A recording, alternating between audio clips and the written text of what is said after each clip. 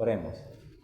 Querido Padre, muchas gracias por bendecirnos y permitirnos aprender y crecer como es tu voluntad, que al abrirse tu palabra ante nosotros, podamos entender tu voluntad respecto a la vida matrimonial y cómo se debe de llevar a la luz de lo que está escrito.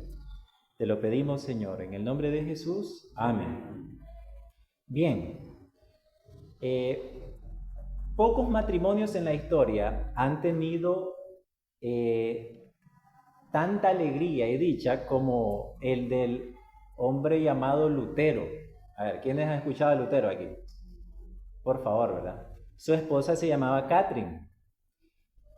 Ellos dos formaron un matrimonio. Ella fue una exmonja, por si usted se puede sorprender, ¿verdad? Y escapó del convento a raíz de la Reforma. Bueno, ahí está, mira.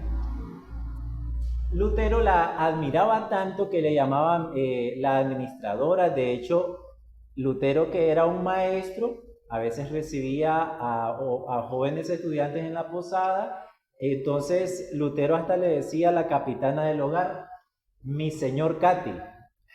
Interesante, porque él la trataba a ella con mucho cariño y siempre había admiración. La vida de ellos fue una vida de risas, una vida de placeres. Y el mismo Lutero, escuche lo que decía: no cambiaría a mi Cati por Francia ni por Venecia.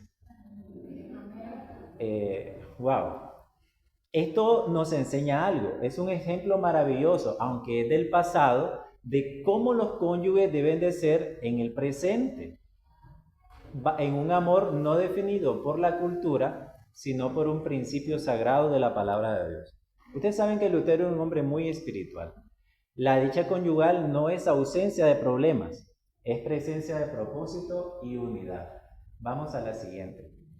Estimados hermanos, esta historia es un bello ejemplo que nos ilustra el mensaje de hoy. Si los cónyuges son sumisos, van a ser felices. Repito, si los cónyuges son sumisos, van a ser felices.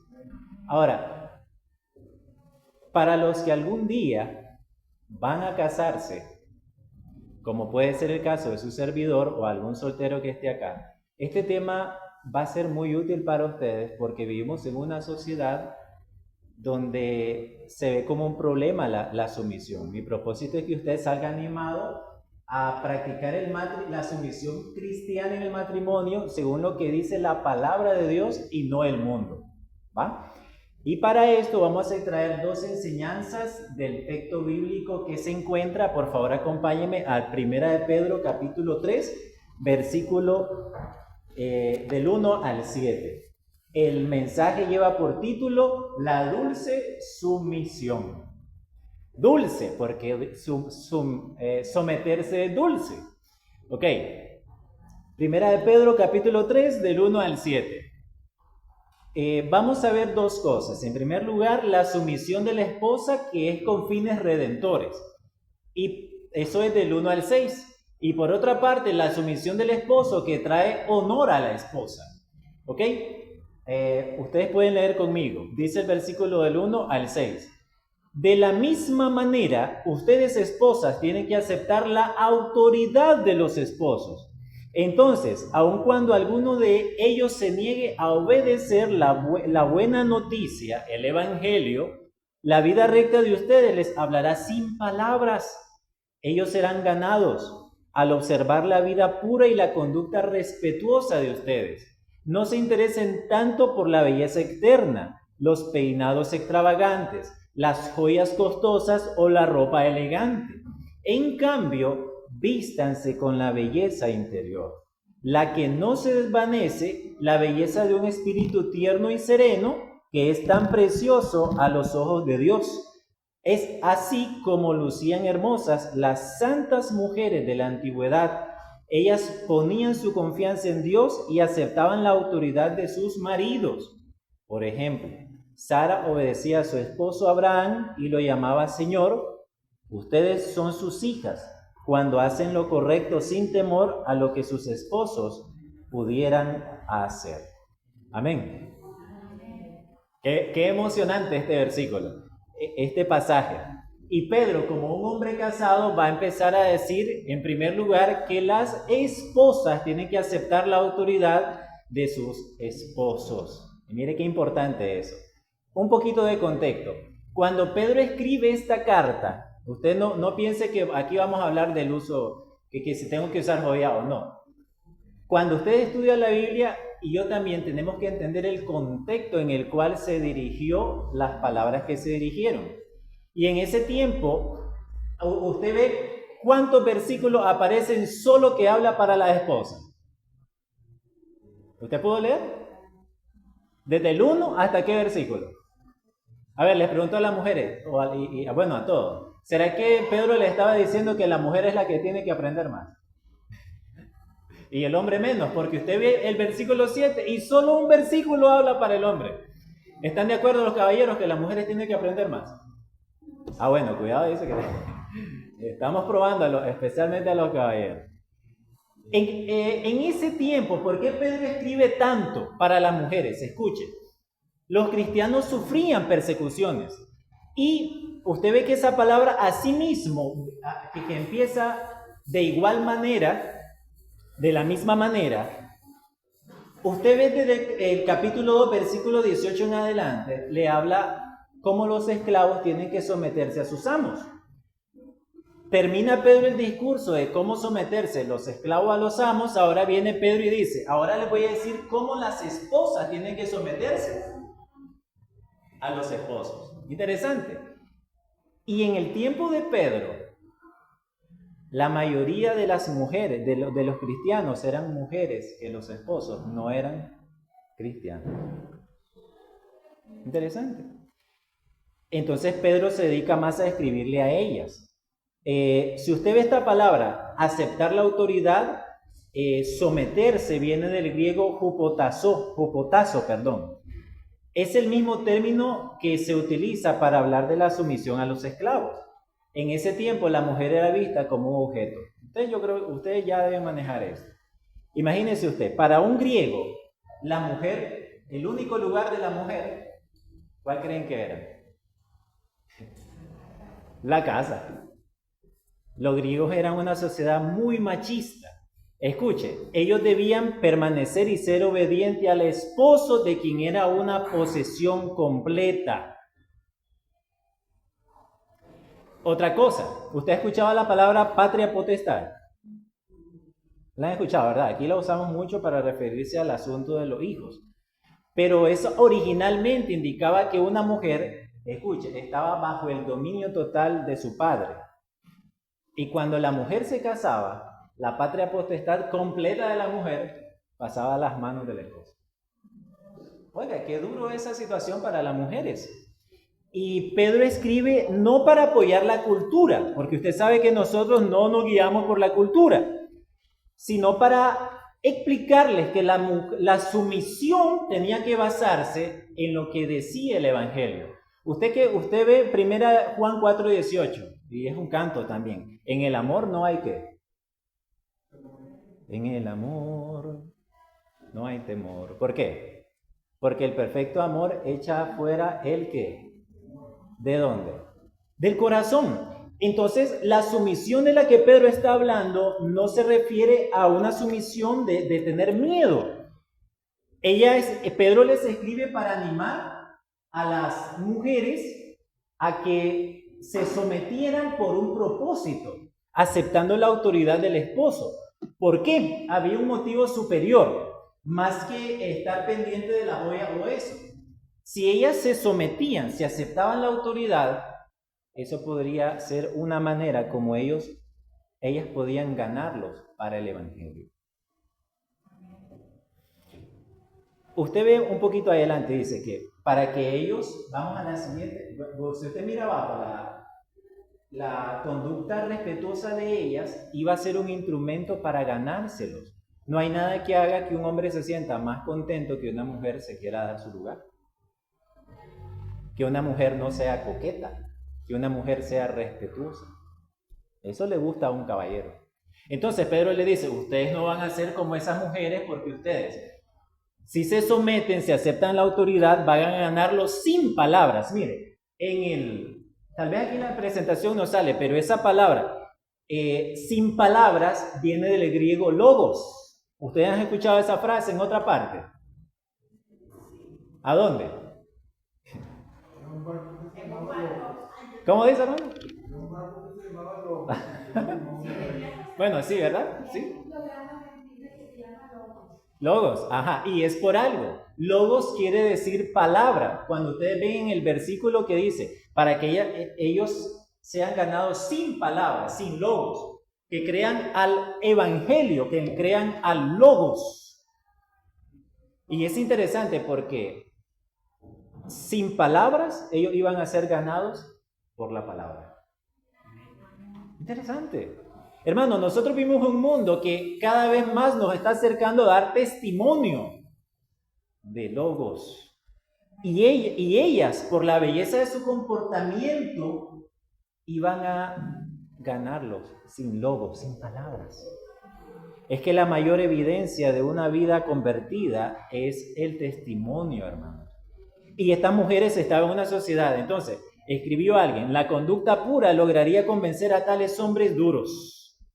El respeto, la pureza, el trato, era la mejor herramienta para ganarla sin palabras. Ahora, si usted va un poquito más ahí, como leíamos en los versículos anteriores, por favor, vuelva a leer conmigo. Dice el versículo 4, en cambio, vístanse con la belleza interior, la que no se desvanece, la belleza de un espíritu tierno y sereno, que es tan precioso a los ojos de Dios. Vea qué interesante esta palabra, porque viene del griego poluteles, cuando habla de algo costoso, que significa extremadamente costoso, de mucho valor. A ver, dígame algo que sea de mucho valor en nuestros tiempos, económicamente. ¿Qué cosa? ¿Cómo? Ajá, ¿qué más? ¿Una casa? ¿Un carro? Y Pedro le dice que la belleza interior es de mucho valor ante Dios. En un mundo, hermano, o sea, Pedro les intenta hacer comprender, usted lee los versículos anteriores, dice que vuestro ornato no sea las joyas, las prendas costosas. Lo que Pedro les está tratando de hacer entender es que el valor permanente, duradero de una dama no depende de cómo se ve externamente, es independiente a la moda. Es lo que está por dentro, lo que es precioso ante Dios. Ustedes recuerdan, esta misma palabra, se la vuelvo a leer, poluteles, es la que dice, ¿quién derramó algo valioso a los pies de Jesús? ¿Y cómo el Evangelio dice que era eso que derramó? Era costoso, ¿verdad? Se utiliza la misma palabra. En 1 Timoteo 2:9, que Pablo le habla también de que eviten las cosas ostentosas, se utiliza la misma palabra, evitando la gratificación del yo. Que me miren, que yo tengo reales, miren que yo tengo dinero. Eso es complacencia. Y eso no ayudaba en nada a ganarlos a ellos. Entonces, les leo lo siguiente. Invertir demasiado en la apariencia externa degenera en complacencia, que conduce al pecado. Escuche, una mujer cristiana en aquellos tiempos invertía su atención en lo que es eterno, lo que lleva a Cristo. Amén. Pedro recomienda otro tipo de joya, ¿sí o no? ¿Sí? La interior. Mire el contexto. Pedro escribe probablemente a mujeres de que tenían mucho dinero, por eso habla de joyas. Y le dice, mejor ustedes sean como aquellas mujeres que esperaban en Dios, como Rebeca, como Ruth. ¿Por qué se recuerda a Rebeca? Ustedes saben que Rebeca llegó a ser la esposa de Isaac. ¿Por qué se le recuerda? Esa mujer que esperaba en Dios, esa mujer piadosa. A ver, las damas, para que pongan apuntes. ¿Cómo? Afable, servicial. ¿Cómo yo le voy a llegar a poner agua ahí a alguien? que no conozco. Y así hizo Rebeca. En el caso de Ruth, acompañó a su suegra. Ay, que la suegra, un ogro. Bueno, ya vamos a la aplicación, ¿verdad? Pero ella la acompañó. Sara también fue una mujer que le llamaba a Abraham. ¿Cómo le llamaba? Mi Señor. A ver, ¿cuántas esposas le dicen así a su esposo? Amén, aleluya. Está el evangelio presente. Pero hermano, la queda viendo dos, ¿sabes? Hermano, estamos alegres. Hermano, la esposa tenía que tener su mirada puesta en Dios, esperando en Dios, y por lo tanto no iba a estar enfocada en las cosas externas. ¿Estamos de acuerdo? Mire qué diferente. Si usted es una persona, como en aquel tiempo, estar enfocado en esas cosas, la sumisión amorosa sería un instrumento para atraerlos a ellos. En el Hogar Cristiano, en la página 111 dice: si la esposa elevara sus afectos y en santificación y honra conservara su dignidad femenina refinada, podría la mujer hacer mucho para santificar a su esposo por medio de su influencia juiciosa y así cumplir su alta misión. Amén, hermanos. La esposa tiene que cumplir una misión, ¿sí o no? Especialmente si su cónyuge no es una persona casada. Una persona cristiana. Con perdón de ustedes. La conducta es un sermón silencioso. Dentro como fuera de la casa. Dentro fuera del matrimonio. La sumisión de la esposa, Pedro está enseñando que no tenía que ser como algo ciego, sino con un fin especial. Usted lo puede ver aquí. La sumisión bíblica no exige la pérdida de personalidad, no es que usted va a dejar de ser, de dejar de tomar decisiones, sino una disposición para que el esposo aprenda cómo debe ser la mansedumbre cristiana. Pero si siempre una esposa está con ese espíritu, no es que yo tengo la razón, no es que la esposa siempre tiene la razón. Usted ve que eso ahora se ha vuelto cultural, que la mujer siempre tiene la razón. Eso es del diablo, hermano. ¡Del diablo! ¿En qué parte de la Biblia usted encuentra eso? El Evangelio lo que le dice: sea sumisa, para que su esposo sea ganado para Cristo. Y es cierto, hermano, a uno como ser humano eso le puede parecer absurdo. Pero no hay otra manera, como el Evangelio recomienda, mantenernos juntos para el Evangelio. Despuésito, hermana, me permite, no olvide su pregunta. La mujer piadosa cultiva lo que el cielo honra, invirtiendo en aquello que la hace más semejante a Cristo. Y para terminar esta partecita de las esposas, porque ahora prepárense los caballeros. Estamos hablando. Mire, ustedes han escuchado de San Agustín, que fue un sacerdote católico, ¿sí? San Agustín de Hipona. La esposa de él la mamá de él se llamaba Mónica. ¿Cómo se llamaba la mamá de San Agustín? El San es más un título, no es que estamos diciéndole con otro significado, ¿verdad? Mónica, ella vivió casada con un señor que se llamaba Patricio. ¿Cómo se llamaba el papá de Agustín? Patricio. ¿Y la mamá de Agustín cómo se llamaba? Mónica y Patricio. Patricio era un hombre grotesco, brusco, hablador, criticón. Él miraba orando a la mujer y él empezaba a criticar. Ay, no, vos solo vivís orando. Qué ridícula que sos. Ay, ¿para qué vas a una iglesia? Él era muy áspero con ella. Pero saben, Mónica nunca respondió con gritos ni desprecio. Al contrario, lo atendía con paciencia, lo respetaba en público, oraba por él constantemente, vivió una vida equilibrada, y ese testimonio silencioso, lleno de mansedumbre, impresionaba aún a las otras esposas que discutían con sus esposos, que se solían quejar, pero Mónica siempre se mantuvo firme y mansa. Con el tiempo, escuchen, la conducta de Mónica quebrantó la dureza de Patricio. Y el mismo San Agustín, yo lo desafío a que usted busque un libro que se llama Confesiones de San Agustín. Ahí en internet. Y él mismo confiesa que una de las razones por las cuales le impactaba el Evangelio es ver cómo la sumisión de su madre ganó a su padre, quien antes de morir reconoció a Cristo como su Salvador personal. Gloria a Dios, hermano. Usted difícilmente va a llegar al cielo si usted no introduce este elemento en su vida, querida dama. Necesita la dama aprender a someterse a la altura, como lo dice el Evangelio. Ahora vamos con los esposos. Por favor, lea conmigo 1 de Pedro, capítulo 3, versículo 7. Recuerdan que cuando hablaba a la esposa, Pedro dijo de la misma manera en el versículo 1. Ahora en el versículo 7 va a llevar la línea a los esposos. Dice, de la misma manera, o sea, ya le hablé a los esclavos de someterse, ya les hablé a las esposas de someterse. De la misma manera, ahora esposos, ustedes maridos tienen que honrar a sus esposas. Cada uno viva con su esposa. Usted va a ver por qué Pedro le estaba diciendo esto. Y trátela con entendimiento.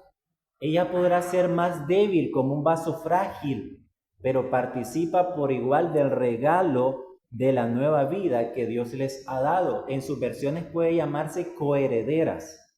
Trátenla como es debido, para que nada estorbe las oraciones de ustedes. ¿Ok? Mira, ahora Pedro empieza diciendo, cada uno viva con su esposa. ¿Por qué Pedro comienza de esa manera? ¿Sabe que estos consejos fueron agudísimos en el tiempo de Pedro? Porque, a ver, mira, la otra vez estaba leyendo una historia de que un hombre en tiempos de COVID se salió de su casa y apareció en otro lado. Lo encontraron varios días después. ¿Por qué? Porque la mujer puso como la alarma de que se había perdido su esposo. Y después dice la historia de que el esposo salió de la casa porque se había peleado el esposo.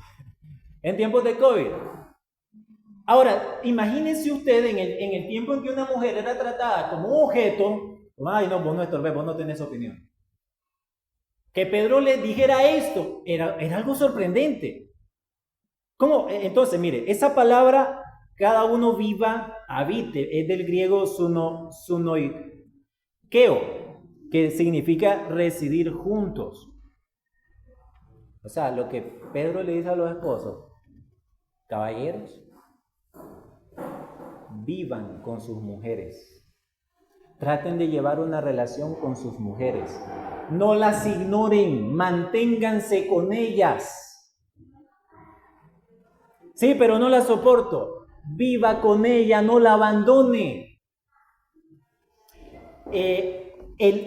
Y sabe, esta palabra griega, sunoikeo, es la única que aparece en el Nuevo Testamento para referirse a esto. Imagínese usted la importancia que Pedro le estaba dando a esto. Era algo serio. Y si usted lee más adelante, dice, vivan con ellas con entendimiento, del griego gnosis. O sea, no se deje llevar por los sentimientos. Ah, no, es que yo me siento mal. Actúe con buen juicio. Lo que usted va a decir, piénselo. Tenga gnosis, con entendimiento. El esposo debía esforzarse por ser un caballero. ¿Por qué razón? Si ustedes ven aquí, porque ellas eran ¿qué? Usted puede leer el tercer cuadro que está aquí. Coherederas. ¿Usted sabe lo que significa eso? Mire, esa palabra es utilizada 3 veces en el Nuevo Testamento. La una en Romanos. ¿Cómo consideraban los judíos a los gentiles, hermano? ¿Cómo lo consideraban? Abominables, indignos. Pero en Romanos 8:15 al 17 se utiliza esa misma palabra coherederas para decir Pablo a los judíos. ¿Saben qué? Tanto ustedes los gentiles tienen los mismos privilegios con los judíos, porque todos vamos a ser coherederos con Cristo Jesús. Y Pedro le dice a los hombres, traten con tanto sabiduría, esfuércense por vivir con sus esposas y tratarlas con amor y respeto, como quienes también van a recibir la misma salvación que ustedes están recibiendo. ¡Wow! Esto era boom en los tiempos de Pedro. Pero es el Evangelio. A usted y a mí nos puede parecer duro, pero es el Evangelio. Cada vez que usted decida vivir de acuerdo al Evangelio, usted nunca va a perder, usted va a ganar. Como la esposa de Patricio, la mamá de Agustín. Otra de las cosas, mire aquí. ¿Por qué razón especialmente? ¿De qué depende nuestra vida cristiana? De la oración, ¿verdad? Entonces Pedro le hace como un sutil llamado de atención a los esposos. Perdón, bueno, en Hebreos también se utiliza esta palabra, refiriéndose a la igualdad de Abraham, Isaac y Jacob, coherederos de las mismas promesas. Y Pedro le dice, ¿sabe qué? Ustedes deben de ser amorosos con ellas, porque si no, sus oraciones van a tener que estorbo. Ustedes sabían que según el Evangelio, Dios puede detener a escuchar la oración de un hombre que no sigue estos principios. Un hombre que tal vez solo vive criticando a su esposa. Dice por eso en el Hogar Cristiano, página 106, los esposos, escuche, no se entregarán a la complacencia de las pasiones bajas en días donde la pornografía está corrompiendo todos los hogares. O intenta el enemigo que todos se corrompan, mientras repitan constantemente a sus esposas que deben estarles sujetas en todo. Con tu conducta, claro, la mujer sigue el ejemplo. Usted, caballero, es un modelo en su hogar cuando el marido tenga la nobleza del carácter, la pureza de corazón y la elevación mental que debe poseer todo cristiano verdadero, lo manifestará en la relación matrimonial. Gloria a Dios. El Evangelio comienza en casa. Hermano, aunque en este mundo haya machismo, Pedro llama a honrar a las mujeres como lo más lindo que puedan tener. No se guíe por los patrones de este mundo. La humildad es la base del trato del esposo. No se trata solo de vivir con ellas, se trata también de cultivar la presencia, compañía. A veces hay esposos de que, pero yo le doy todo. Yo serví en Nicaragua en algunas iglesias y vea, una vez llegó donde un caballero, una visita pastoral y mire, así. La esposa había estado diciendo algunas cosas, entonces tengo que visitar y cuando pero yo la mantengo. Pero solo con la cabeza baja la mantenía. Porque él pensaba que mantener a la mujer era todo. Pero si aquí no le falta nada. No. Pero lo que está diciendo, se trata de cultivar presencia, compañía, diálogo. Y un día le digo, mire hermano, pero es que usted, ¿cuándo fue la última vez que la sacó de casa? Hace 3 años, me dice. Y entonces pues quiere que todo esté bien. Pero si no la saca de aquí. No, es que no alcanza. Pues ahorre un poquito para sacar a la mujer de la casa. Llévela ahí, aunque sea a comer, no sé, algo, un helado, pregunte lo que a ella más le guste. Amén, dicen las esposas. Yo no sé por qué, hermano. El esposo debe ser seguro y razonable, no impulsivo. Relacionarse con ella con el sano juicio. Honrar no es solo no irrespetar, es elevar, es dignificar, es proteger la reputación de una mujer como quien espera compartir con ella la vida eterna. Hermanos, quiero ir terminando contándole la historia de Charles Spurgeon.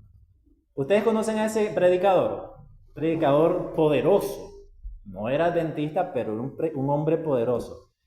Este hombre también pastoreó el corazón de su esposa.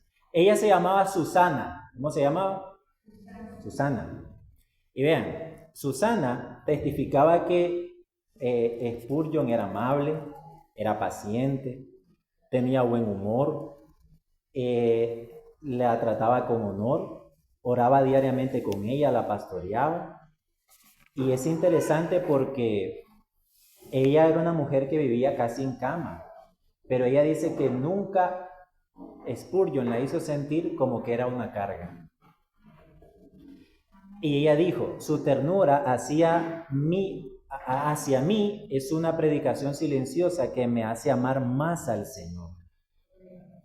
Y ella afirmaba que Él había sido para ella un trozo de cielo en la tierra. Ay, hermano, mire. Qué lindo es permitir que Cristo viva en nosotros. Recapitulando, hermanos, en primer lugar, Pedro nos enseña la sumisión de la esposa con fines redentores.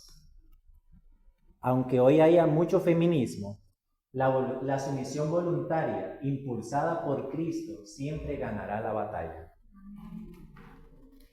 Y en segundo lugar, la sumisión del esposo, que da honor a la esposa. El amor abnegado del esposo le da el honor y la dignidad, asegurando su felicidad y garantizando que sus oraciones no sean bloqueadas por el cielo. Por eso en esta hora quiero hacer una pregunta a cada uno de los casados. ¿Cuántos esposos y esposas desean tener aquí un pedacito de cielo en la tierra? ¿Ustedes creen que es posible? ¿Cuántos de los matrimonios que están aquí reconocen que necesitan integrar esta sumisión cristiana a sus hogares? ¿Sí? Y si usted está dispuesto, usted va a ser una persona que va a considerar la sumisión como algo dulce. Mis hermanos, que el Señor les bendiga. Oramos.